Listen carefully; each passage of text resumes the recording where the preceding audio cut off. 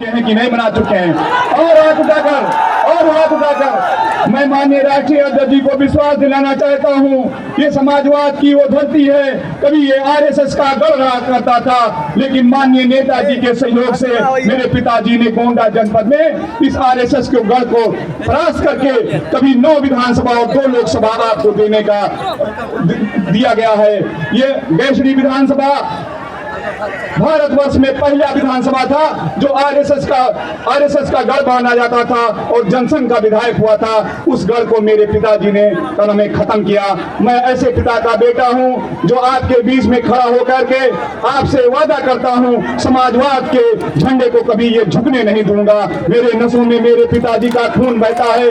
मैं वादा करता हूं दोस्तों, इस वादे को निभाना है।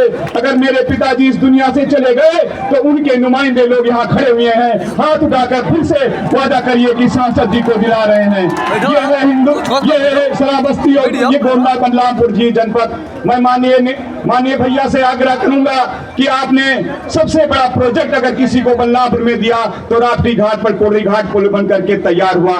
माननीय नेताजी जब मुख्यमंत्री थे तो 3 उद्योग लगे हुए थे, लेकिन भारतीय जनता पार्टी की डबल इंजन की सरकार उन उद्योगों को खत्म करने का प्रयास कर रही है। जो हमारे यहाँ गन्ना किसान हैं, बाढ़ से पीड़ित हैं, इनको कोई मदद नहीं दी जाती है और किसानों की जो आय दूनी का वादा किया था, आज किसानों की आय घट गई। हमारा नौजवान सबसे ज्यादा बेहाल है। सीमा से सटे हुए बॉर्डर के लोग हैं जो अपने पशु भी पालते हैं, तो उनको भी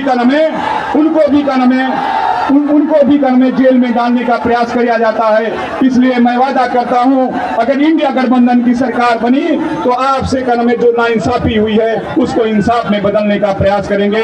हम इसी के साथ अपनी वाणी को विराम देते हैं।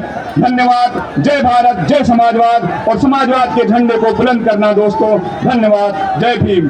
बहुत बहुत धन्यवाद। इसी क्रम को बढ़ा